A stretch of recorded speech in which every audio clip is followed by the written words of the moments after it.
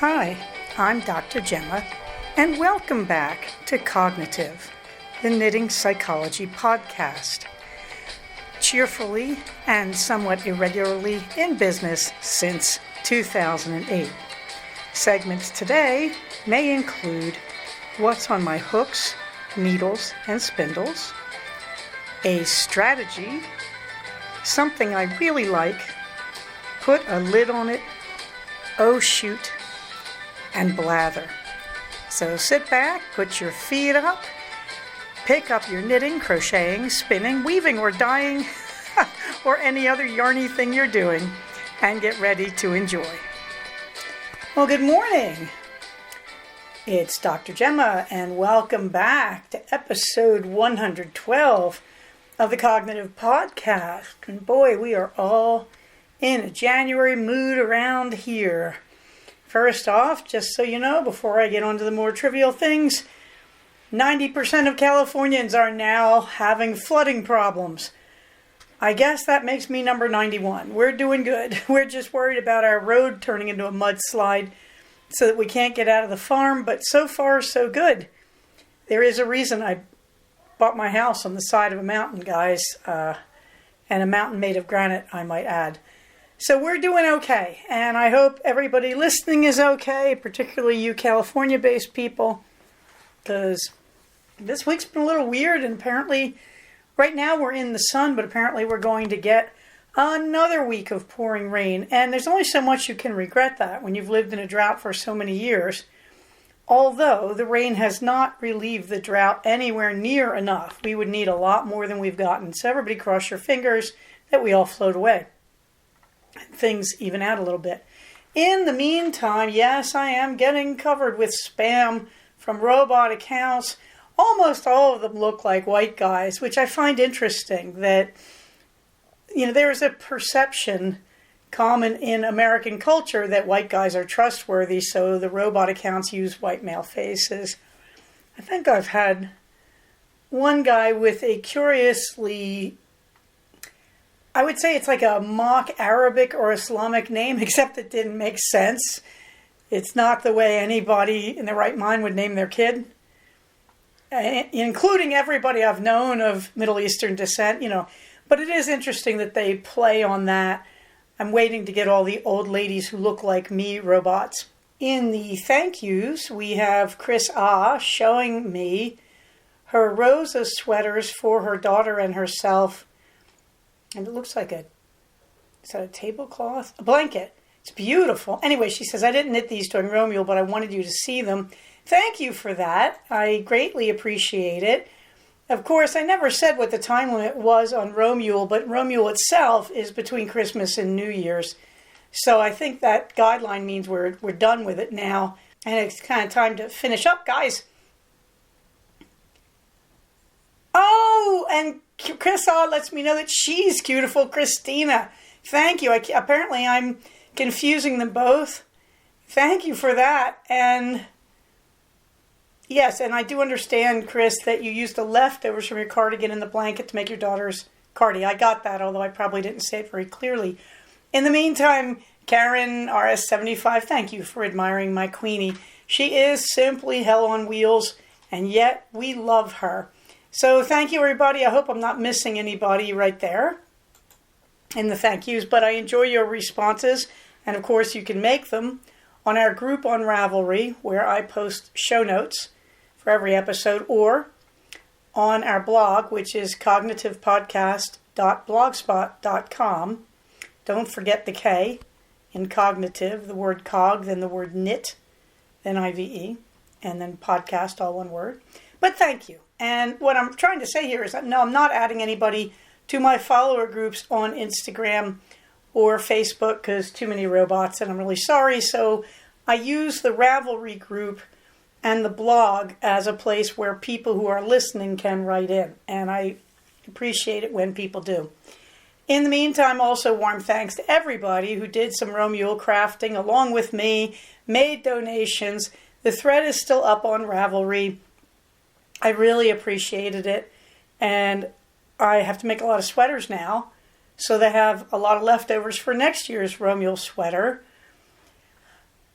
Let me see, it's COVID nagging time. I'm over it. My husband is just about over it. His went into his sinuses like mine did. My son didn't. But we're all doing better. All I can tell you is we mask up. That you just have to do it. That's all I can say. If you're in Southern California and you're not masked, you're playing with fire, and the fire is not necessarily COVID. It's RSV, flu, and yes, we've had all our vaccinations. Flu in September for me, and COVID in October. So, and of course, there's bad news on the variant front with COVID, that they've got a really hyper-communicable one going around out there. So guys, all I can tell you is my advice is mask up. Enough of that. On to my hooks and needles. Well, there is joy in Mudville. I finished my Romuald 22 sweater. You can see pictures of it. At the top of the notes, there's one where the sleeves are not finished, but it gives you a good idea of the body and the ribbing, of what the whole body looks like with the ribbing tucked up around my waist. But as you go down the page, you'll see there's one where I'm hiding the arm that is not finished, and it looks finished. And that's really the effect. It's very good on colors and everything else with the stripes. And then below that, I'm sitting down and I'm completely finished. So I'm showing you both my wrists so you can see that.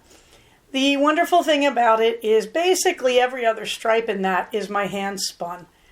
And it brings up the topic of, hey, what about my scraps? That a lot of people, I think, would quite fairly say, they're not bothering me.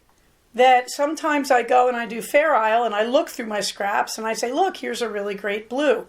So I don't want to use up all my scraps, because then I have to go buy a whole skein when I only need a few lines of color for a Fair Isle yoke or something. Point well made.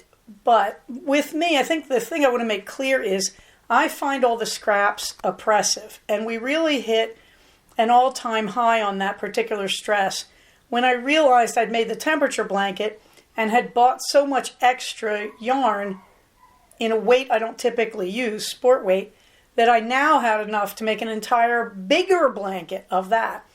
And I've always been annoyed by the fact that I buy these beautiful braids of wool or wool silk blend or whatever to spin, and then they just sit. Like I don't have enough to do any one thing, and there's only so many times you can make a hat or make gloves or make some kind of collar or infinity scarf. Now, I gotta grant you, I have a million of those. That the hats go bye-bye. My son has a habit of taking hats to school and then they never come home. And the hats make good contributions when I want to donate somewhere to homeless people or whatever. Gloves get killed.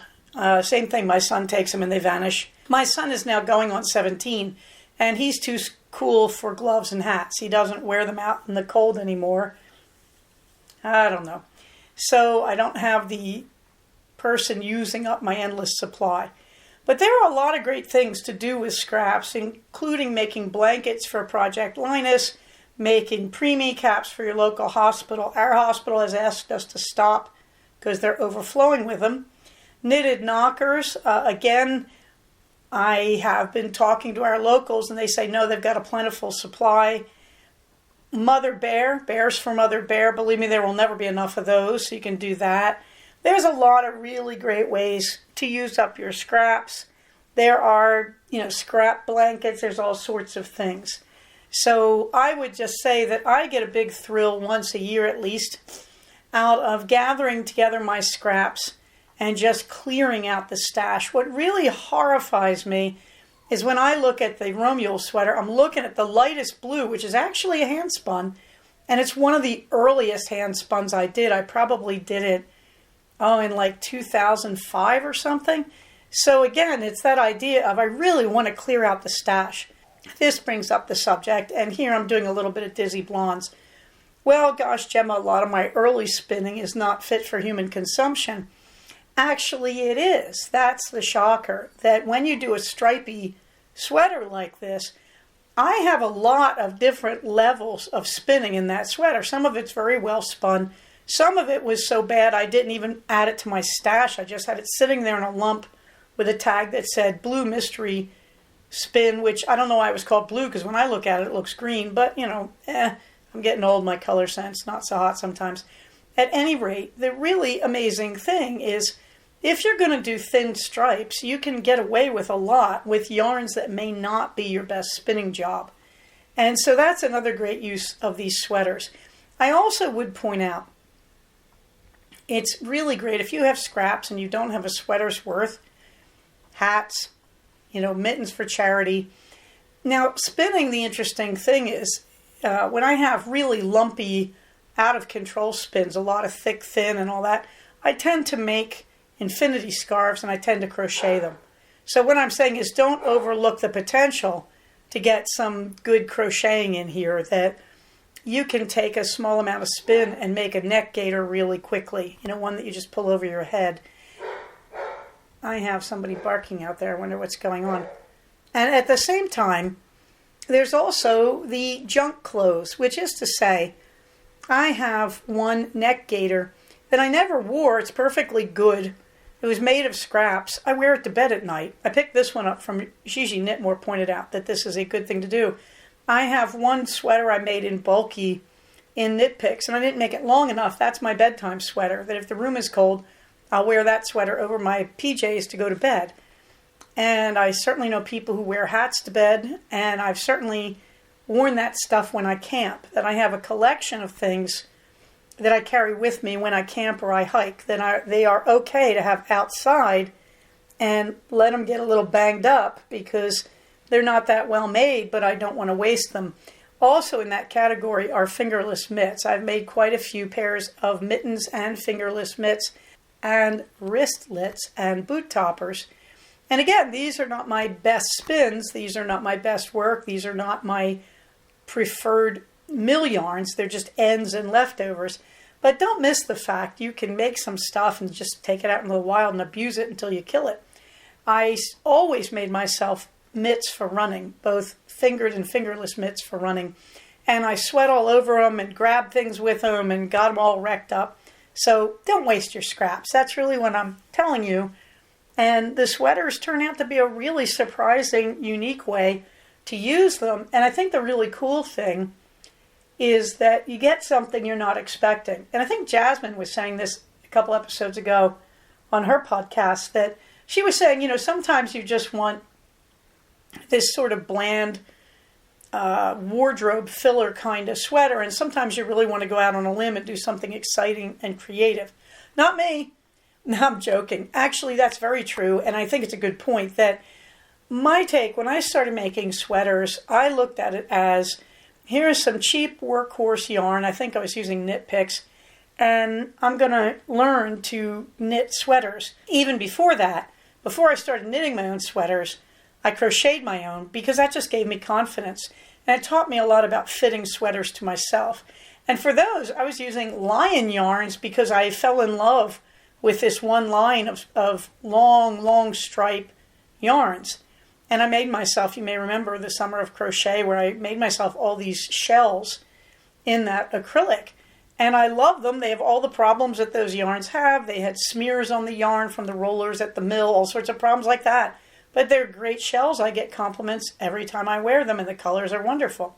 So again, for me, I do a lot of eclectic stuff when I experiment. And I tend to make the sweater patterns I really know well that are very basic, straightforward. You can wear this with anything, make it in a solid yarn kind of patterns, like the brick. Or in crochet, I use a shell from Peyton's that they do in cotton. I only did once in cotton, it sagged, so I did it in acrylic. But I tend to have that one reliable pattern, and that's sort of my template. And then I can go wild when I want to experiment. The great thing, there's a million different ways you can experiment. You don't have to do what I'm doing. But the really great thing is, if you do it right, you get a couture sweater. I mean, you get a one-off, nobody else is going to have, and you can get some really, really beautiful things. Now, when I go to Stitches, I like to walk around, and you see people wearing the patterns that went viral. So that's really fun. Everybody can identify what everybody else is wearing, and that's really cool. But there's also this great thing about wearing something that is uniquely yours to Stitches. And it's really fun to just enjoy that too. So what I'm saying is, we tend as knitters, I don't know if it's just me, but when I go to a conference like that, you notice everybody's tending to just follow a recipe and put their own spin on it. And so this is why I like the scrap, the Romeul, whatever you want to call them, sweaters. It's about as uniquely yours as it will ever be. And if people like that, that's great. If they understand it, that's great. And if they don't, that's great too. Okay. The other thing I want to say, if you look at the neckline in those pictures, in the older pictures, my neckline's very loose and scrabbly. That happened because I followed a piece of advice in the pattern that said, oh, bind off with a bigger needle so that you don't get a neckline that's too tight. I shouldn't do that. I've never had that problem. I've always been good at binding off with the same size needle, and my necklines have come out fine. But no, I did that. I switched from a 7 to a 9. It came out too loose. So what did I do? I took, I believe it was a G hook. I use a G hook or an H hook generally with a worsted weight yarn, unless I'm making clothing, in which case I go down to like an F hook. With clothing, I use a smaller hook. But I used a G, which I think is like a 4.5 millimeter or 4.75. And all I did was did a single crochet all along the top of the neckline in the same yarn. So you can't see what I did, but it tightens up the neckline. It keeps it from flopping or hanging loose. Also, when you block it, that also helps. That if your sweater goes stretch-a-bully when you block it and gets a little bit too big, your neckline is going to do just fine. So there you are, the finished Romeul 22 sweater. And now the job is to make enough sweaters so I have enough leftovers to make next year's Romeul. That's a bit of a joke because since I'm using my hand spun, already I can tell you I have a wardrobe of hand spun in natural colors. So I suspect that they will be playing a big part in the next Romeul. I also gave some love to the Don't Know Yet. I did some small seams on the current row. I think I'm doing row 6. Then I'm doing the small seams. And then the long seam, I'm connecting row 5 to the big hunk of bottom rows. And I haven't done that too much. I haven't done too much on anything but the Romeul sweater because I really wanted to book through. I didn't want the Romeul sweater to become one of these endless whips.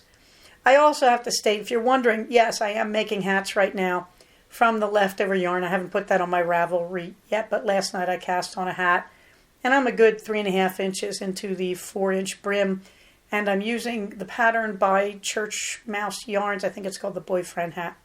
Meanwhile, the Don't Know Yet, I keep looking at it and thinking that is not at all what I thought it would turn out like. I've toyed with the idea of reclipping it. But to be honest, one day I looked at it from a distance and I saw the values and I realized what it is. It is not a sunrise, but it would sound very strange if I told you what I thought it is instead. But I like it and I'm not changing it and I'm really pretty happy with it.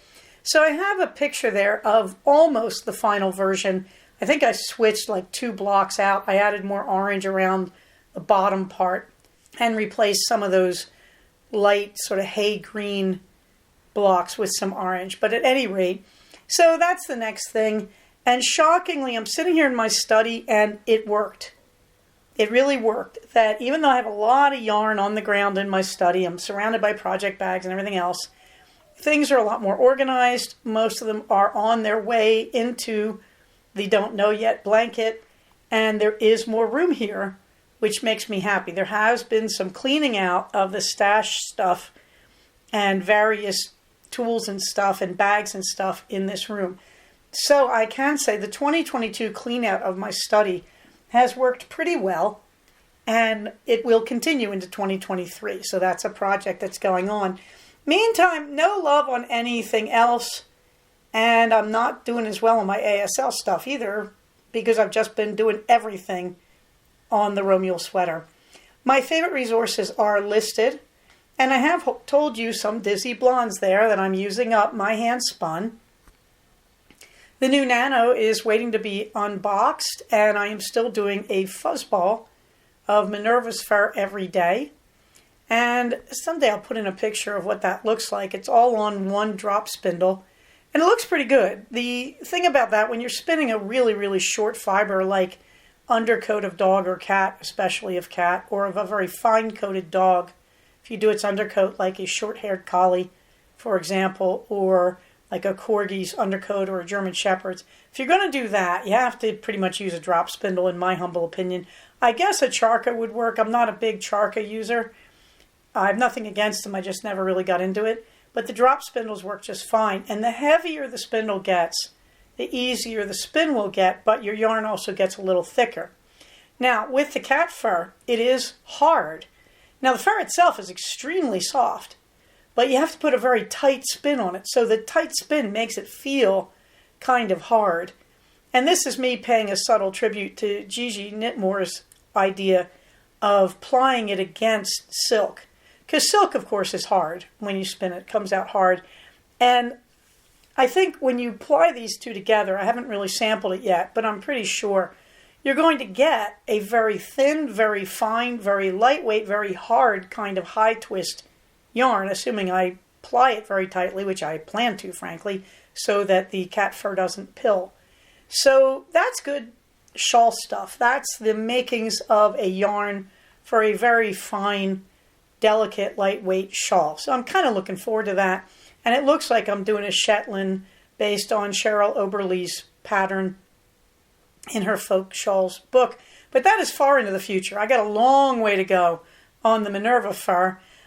This is the only thing I know of that could make me look forward to shedding season, which is a nightmare in our house because we have 3 dogs and a cat, all of whom shed at record levels.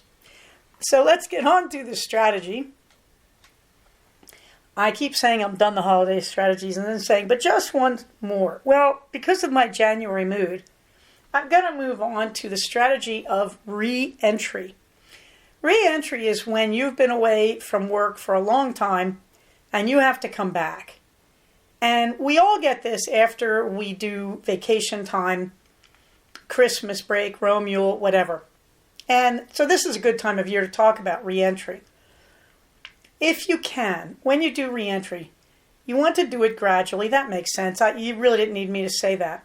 But what I am going to warn you about is there's a certain level of mood drop, of just re-entry, low mood. I don't want to call it depression because it's situational. It's not a clinical thing. It's just a situation. Eventually you readapt. I had to laugh because The Onion posted a meme as a headline of a bored middle-class white-collar worker discovers that after a wonderful vacation that he hates his job as he has always known. Something like that. That's re-entry right there. So for your re-entry, if you can, you want to plan it as you're planning your vacation. So you want to plan a gradual re-entry if you can.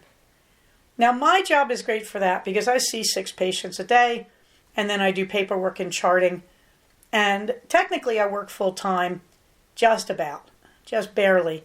Most people in my profession see like 4 people a day. And I know you're thinking, but Gemma, how can you call it a full-time job if you only see 4 people a day? Well, if you're doing mental health, you're doing a lot of other things. You're writing letters. You might be doing court reports. You're dealing with phone calls. You don't get paid for any of this. So, it's great when you have a salary. It really was great in those days. I would try to see 4 to 6 people a day. I remember one of my very good supervisors saying the most people you can really see in one day is 4. That's because in the salaried jobs in my profession, you're seeing really hard patients. And it really takes a toll on you. Of course, when I was in the prison, I think one day I did like 70 cell visits for like 5 minutes. And one memorable day. Okay, but here in private practice, we spend a lot of time doing billing, handling, scheduling calls, and all sorts of other things. So that's why it sounds like I'm not working very much. No, believe me, I work an 8-hour day. Trust me. Okay, so the nice thing is you always have a few patients after a vacation or holidays, they forget. Now, I text everybody 24 hours in advance, but they still say they forgot or they didn't call in or whatever. So when you return from a vacation in my job, you're going to have a few people who miss. That does cut into your earnings, so you do plan for that as well. You really are careful with the money on your re-entry. So if you're in a job like that, if you're contracting, re-entry is kind of easier, but you do have to watch your savings. You have to watch that your budget is okay. And you have to think about making it up later on in the year when you're more used to it. The other thing is when you're doing re-entry, when you're planning it, you have to really think about what you like in your job and try to front end that. Try to make your first day back as much of the easier stuff that you enjoy doing, because you want to sort of gradually bring yourself back into your job. If you have an office or a cubicle, you might want to bring some little ornament or something just to it's a transitional object. I'm going to be obvious here. You want to take something that reminds you of your happiness and pin it up on the wall. If that's depressing you, don't do it. But for a lot of us, bringing like a little holiday card or a photo that reminds us of our holiday and just sticking it up on the wall helps a lot. You might want to spend part of your first reentry day writing the thank you notes to the people who did something nice for you over the holidays. But the important thing is to realize reentry is hard. It's always hard. It's not going to change. Even when you like your job, it is always stressful to go back to work after a vacation. So you can expect some low mood, and you want to soften that blow. Take yourself out for a special lunch your first day back to celebrate. Do something nice for yourself after your first day of work. Maybe go get a cheap foot massage or something like that. But you want to take a bubble bath when you get home. You want to do something gentle and nice to ease yourself back in. If your mood's a little low, you want to plan for that. If you tend to get low mood on reentry, you want to think about ways you're going to take care of yourself. If you can ease up on your schedule a little bit for reentry, you're going to try and do that. That's really my favorite one. And the surprising thing this year I think I learned is you really can plan your reentry. That the interesting thing about committing to taking Romule off every year for me, the really interesting thing has been the realization that also allowed me to plan my reentry, which is something I hadn't thought about a lot. I used to always just think it's reentry, you're going to get a little blue. Now I'm realizing you don't have to. You can plan it. You can change your workload. You can front end all the stuff you like to do on the job. You can give yourself little treats. You can pin up a picture that reminds you of your happy holiday. You can call a friend over lunch break and talk about how much fun you had over the holiday. You can do all sorts of things like that. You can wear your Romule sweater. That's what I did yesterday. I wore it to work. And everybody, all my patients were like, weren't you knitting on that? Because I did show a few of them the sweater. The answer is yes. Wearing it to work reminds me that I had this really wonderful, if sick and strange, holiday break. So I want you to think about when you're planning a vacation, part of your planning is actually your reentry. How will you make it easy for yourself to return to work? What nice things will you do? How will you change your schedule in as much as you can? How will you just give yourself an easy way back into the workplace? Okay, and gradually you'll get back on track and you'll just get used to it. I say that because I'm here in week 2 and I'm pretty much on my regular schedule with all the regular stressors. And the interesting thing too, I will say, one of the things that has happened to me, I've always had these high stress jobs as a psychologist. I tend to do that. I tend to gravitate towards jobs that give me a lot of new experience, which keeps me interested, but also keeps me stressed. The kind of wonderful thing is now that I'm slowly aging and considering how I want to make my exit from my profession, which is not going to happen for another 10 years, as far as I can tell, because I have a mortgage. But as I'm working on that, I am beginning to realize that I have a really nice job and I work with really nice people and I have a really nice caseload. And I very rarely get a patient that I don't feel I can work with or that I don't like for some reason. Most of my caseload is really very nice. So part of reentry for me has been taking stock and being realistic about, is my job really as stressful as I tend to think? And the answer is no. The last few years on this job, I have really begun to unwind and relax.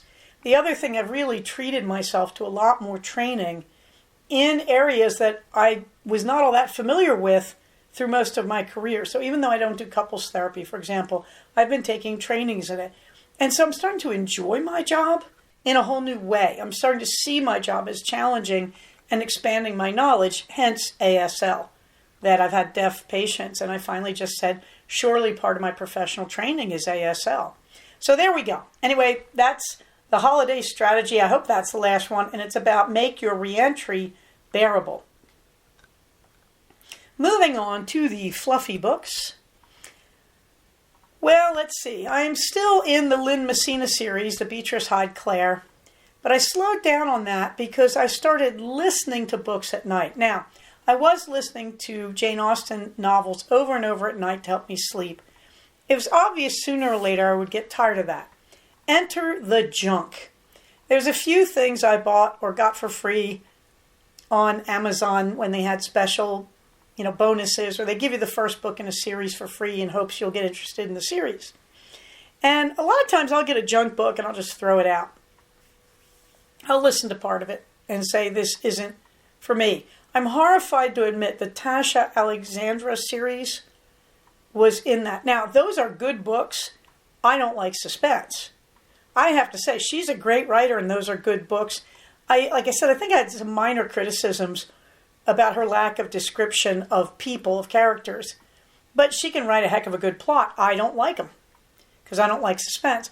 So I listened to the ones I bought. What I did was I put them on my earphones and fell asleep to them. And surprisingly, that worked. That I'd wake up in the middle of the night, pick up the story, be able to fill in what had happened while I was sleeping, and get on with it. And then I just said, I'm not buying any more of these.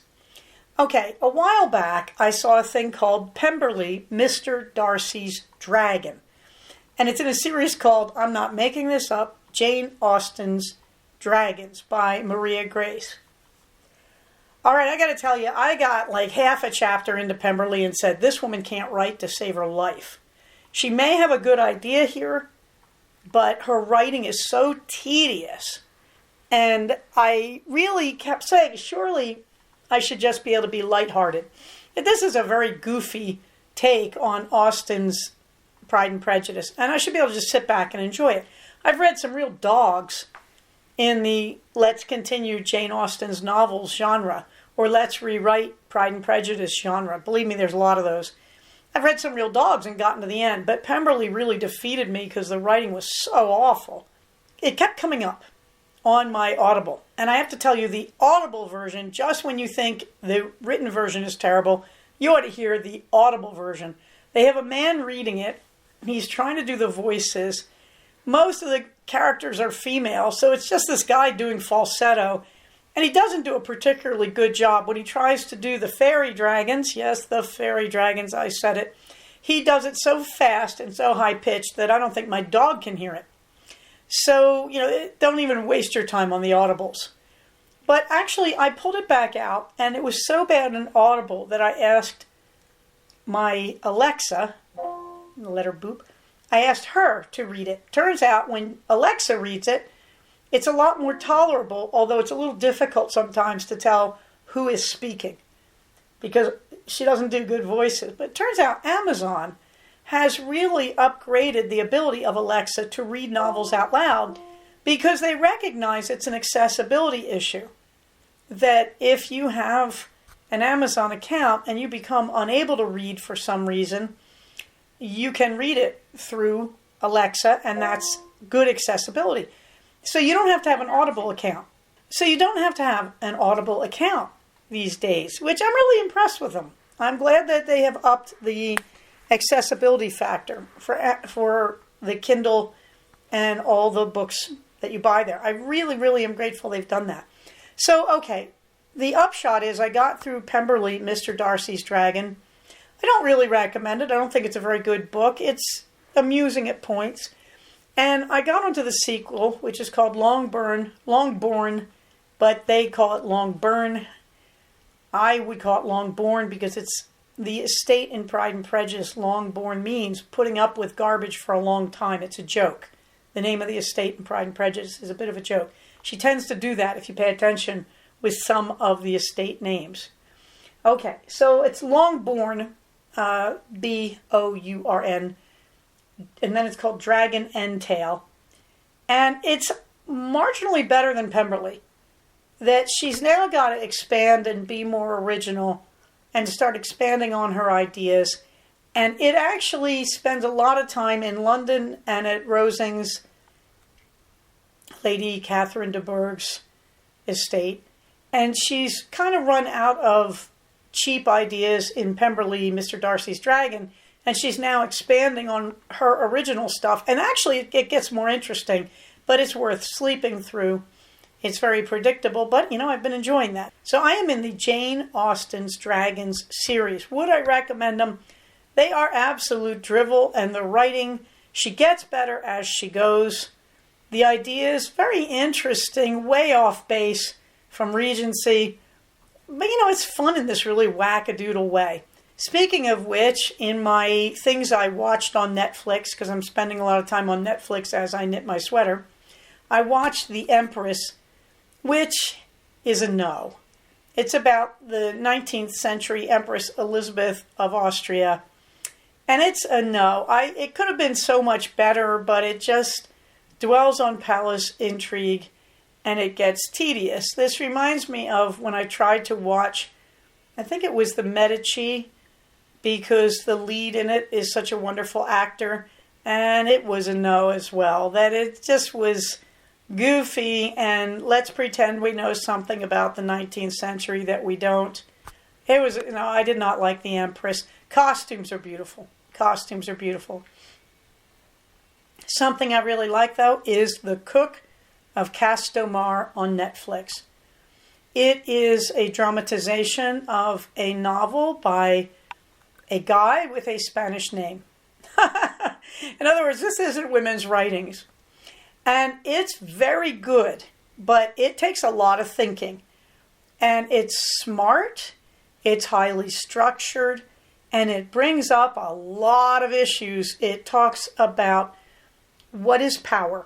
That is the core question. And the way that it is posited, it's playing out in the court of a Spanish grandee, a Duke of Spain, in the early 1700s. I would estimate it's about 1720 or 30. I have to look up who the king is, and I'd probably have a better dating on that. But they're not that worried about the date. But they're playing it out in this guy's court, Castomar. He's an advisor to the king. Somewhere in the wars, he saved the king's life. The king's kind of nuts. He's one of the few people, the Duke of Castomar, is one of the few people whom the king trusts. So that's the foundation. And it starts with he's really wildly in love with his beautiful wife, and she dies in a freak riding accident with him. And everything unspirals from there. It starts a year after her death.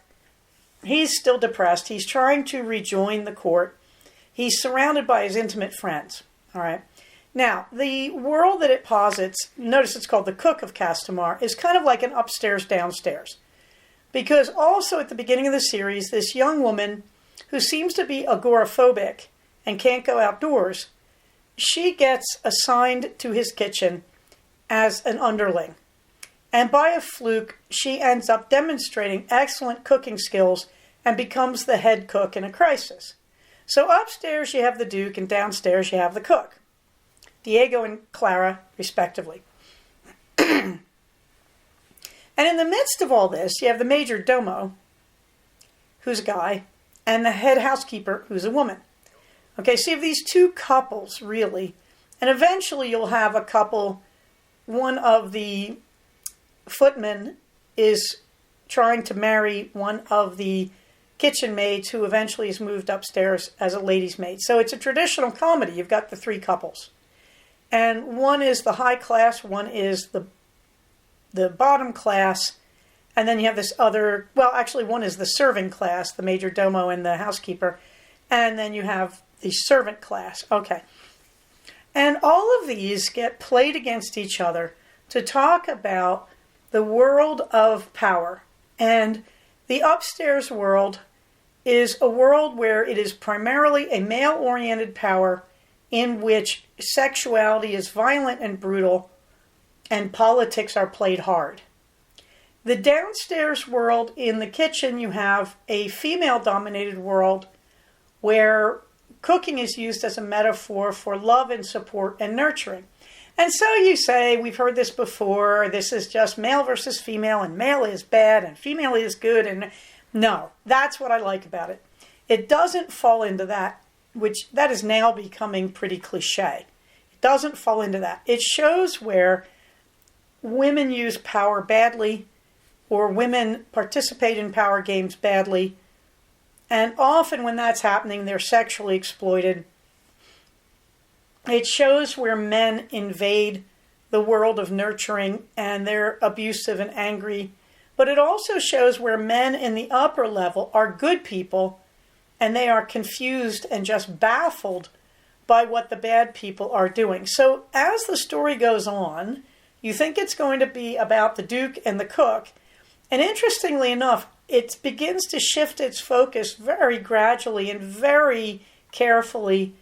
At the end, what you're asking is the major domo and the housekeeper. They become this sort of couple, even though they're not together, and they represent this question mark. Who should be in charge? How is that power related to sex and gender? How do you get out of the bad versions of your particular gender's use of powers? How do you establish the good version where people support each other? And believe it or not, they also use all of this to ask questions about race and class and economics and how the upper level becomes the upper level. At the very end, what they do with the Duke, I haven't read the book, by the way. There is not an English translation. I don't know if my Spanish would be good enough anymore to read it. I would love to get a Spanish copy and give it a shot with a dictionary in my other hand. Because it's a good book. It's a smart book. If the dramatization on Netflix is any indicator, the book must be just out of this world because the dramatization is brilliant. The casting is perfect. And at the end you say, but why does the Duke end up doing what he does? And first I thought, well, it's a throwaway. And then I realized, no, it's actually completely in keeping with the themes of how the good people handle the bad structures of power as opposed to the good structures of power. And very subtly, you see that the cook and the Duke both sort of rise above those situations to create a good world for themselves. I really recommend it. This is The Cook of Castamar on Netflix. I stopped watching it. I finished it about 2 weeks ago, and as you can tell, I'm still thinking about it. Just a very, very thought-provoking, intelligent book that gets it all in there. Gender, power, race, sexuality. You got to pay attention in the discussion on sexuality. Remember, they're at a time where any kind of non-heterosexual behavior is literally punishable by death. And yet, they still have the guts to talk about it. It's very, very interesting. Put a lid on it. Well, my tea tastings Instagram account just failed. I don't know why. I can't make it work. So, Gemma Tastes Tea is kind of extinct on Instagram as far as I can tell. Meanwhile, I am still tasting tea. I've had 2 fails, which, considering that I've tried like 30 types of tea in the last month, that's pretty good. Both of them are from Harney and Sons, and I have to give a tip of the hat to, I think it was Jag Warrior, who said, a long-time follower, we love you, who said, their chocolate blends don't work. Boy, ain't that the truth. Now, I tried their chocolate mint, which is chocolate and peppermint, and I like it. That's where it ends. I tried their chocolate chai, no. I've had chocolate tea in the past that I liked. I don't know who it was by. I love chai, particularly if you make it yourself. You use your own spices, grind them yourself. Wonderful stuff. But every so often, I will drink a commercial chai.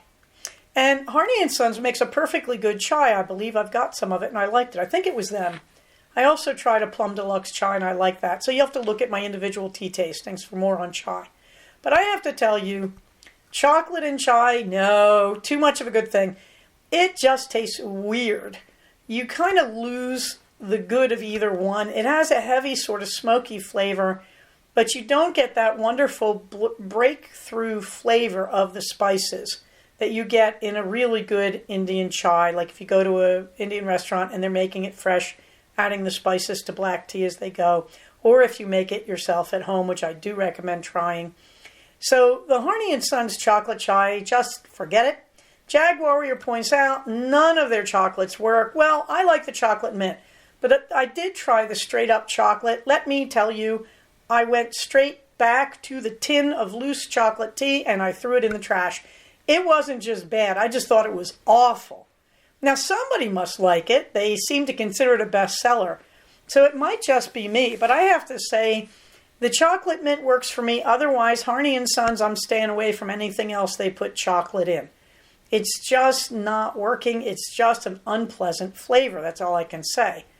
Meanwhile, I did finally try the hot artichoke dip, which can certainly easily be keto, and of course it was for me. And I did a few substitutions, but let me give you the basic recipe, and this is really easy. You get 1 can of artichoke hearts. Hearts, not the whole artichoke, the hearts. You get 1 cup of mayonnaise. You get 1 cup of grated Parmesan. That's all it takes. Now I substituted. I got a jar of marinated artichoke hearts because they were right at hand when I was in the grocery store, so I grabbed some. I happen to love those babies. I think I got them at Trader Joe's. I used 1 cup of a keto mayonnaise. So it is a mayonnaise that does not use commercial oils like sunflower oil or whatever, which I think are toxic. I have an avocado oil mayonnaise that I get from Thrive Market. I have it sent to me every month. And for the cheese, instead of using straight up Parmesan, I used Trader Joe's Exceptional Cheddar, which is a cheddar Parmesan mix. So you can sub. I put a picture in. It looks like a gooey, greasy mess, which it is. Okay, this is so easy. Basically, you grate the cheese. I grated it very fine. You chop the artichoke hearts and put them in a bowl. You add the cheese. You add the mayonnaise. You spread it very thinly in a 9-inch by 13-inch baking dish. I mean, this is going to be very thin. You're going to wonder if it'll even cover the whole surface. The reason you're doing this is you're going to get the water boiled out of it. And you want to increase the surface area so that it's easier for the water to escape as steam. They told me to put my oven on 350. I actually put my oven on 400 because I'm just on the boundary of high altitude cooking up here at the farm. So we usually have to increase our temperatures. No, I didn't use 400. I used 375. But I gave you the original recipe. You put it in a baking dish, spread it extremely thin, and you bake it for 20 minutes. What happens? Well, basically you're dehydrating it. You get the water out of it, and you get this lovely pool of grease from the cheese and the mayo, and that hot oil is important. You take it very carefully out of the oven because that baby's going to be hot. And you can see a picture of it. It looks like very greasy. It's a dip. It's not a creamy dip. It's kind of an oily dip. But let me tell you, this is what you want. I dipped keto bread into it. And I also used sliced salami, thinly sliced salami, as a scoop in it. And the salami in the hot oil with the artichoke and cheese is insanely good. The bread, before you get any artichoke on the bread, you dip it and soak it a bit in the hot oil to make the bread hot and oily. This stuff is divine. You could dip anything into this. You could dip meat, you can dip veggie, you can dip bread, you could dip chips. Let me tell you, this stuff is just great. I let my keto bread harden, and I was using it as croutons, and I took some of that and dipped it and let the hot oil soften it. But you want to serve this bubbling hot. You got to be careful. It's really hot. You know, it's hot oil. This is wonderful stuff. So this is an insanely easy artichoke cheese dip, and I highly recommend it.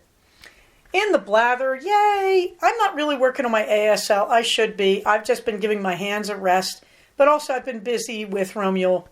The goal is 5 words a day, and it's about time to start working my way through the workbook for the next semester. The pup date, Captain has had her biopsy on her nose. She's doing really well. Strangely, she wasn't eating this morning, which had me worried, but she's acting completely normal and has recovered really well. She's taking her pills, her antibiotics, and her painkiller really easily, and she is her old self. She's running and dancing and being herself.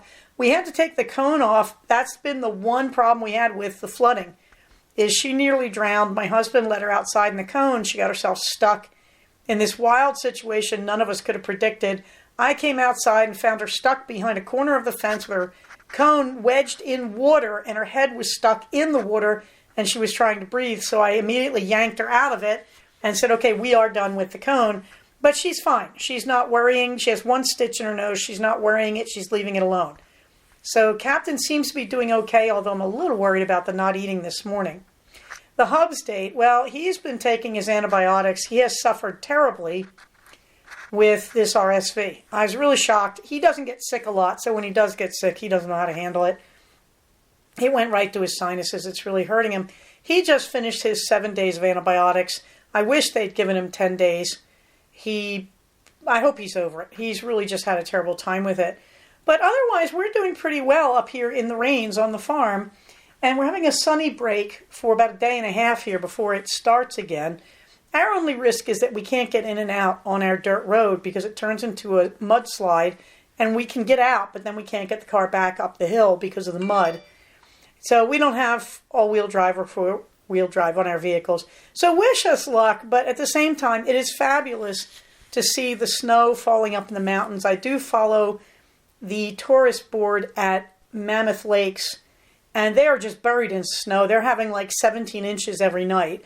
So it's wonderful to see that if you're a skier. I'm not a skier, and I no longer care to drive on slippery roads with chains. I don't really like to do that stuff. I don't have snow tires like we did up in Washington. I feel very confident when I have snow tires, but we don't have them. So essentially, I'm just sitting down here, not in the snow, happy to not be in the snow. And we don't, strangely, have much on the mountains around us, which is odd. It has not been coming down low, but our well is recharged, so that's all really good. Otherwise, things are pretty calm. The beloved son is back at school. He's doing well. Grand Canyon is still on the calendar, as is Sunnybank. As we get closer, I'm going to have to study the finances. I really hate to miss Grand Canyon, but that is going to be expensive and a lot of time off.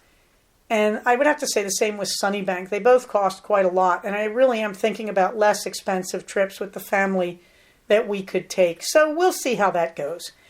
In the meantime, Minerva gets the last word, and it's a picture of her bathing herself. She's got one ski straight up in the air, and she is licking her butt. It's true. She'll probably kill me. She's been very bitey this week, and it may have something to do with her knowing I have that picture on the InstaWeb. But anyway, Minerva's last word would be, January is a resting time. We're getting past all the Christmas. A lot of us are feeling blue because of re-entry to the workplace after all the holiday festivities. The kids are all grumpy because they're back in school. The best thing you can do is buckle up and treat yourself nicely and get yourself through the January moods. It's a resting time of the year where we have to take care of people who are sick and take care of ourselves as we get back in the workplace.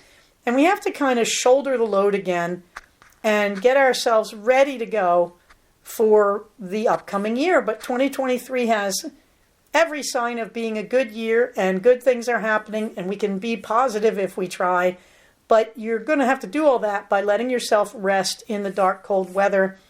And if you're me, knit like the wind. Okay, so please, Minerva wants you to know January can be very hard, but it's a good time to take stock of what you want to do with the rest of the year, and it's a good time for self-care. So go take a bubble bath, says Minerva. In the meantime, everybody, you know the drill. Get your shots, wear your mask, socially distance, wash your hands. Most of all, everybody remember, we are a community. We survive by supporting each other. Wild individualism does not keep the community going. So everybody, please take care of each other, stay safe, and I will talk to you soon. Bye-bye. So we have come to the end of another episode of Cognitive. Please do not use this podcast to diagnose yourself. If you think you are having a mental health problem, please contact a licensed mental health professional. Show notes for these episodes can be found at cognitivepodcast, all one word, .blogspot.com. Episodes can be found at iTunes under the name Cognitive Podcast, but also can be found posted next to the show notes on the Blogspot page. Thank you so much for listening. Everybody, stay safe, take care of each other, and I'll talk to you soon. Bye-bye.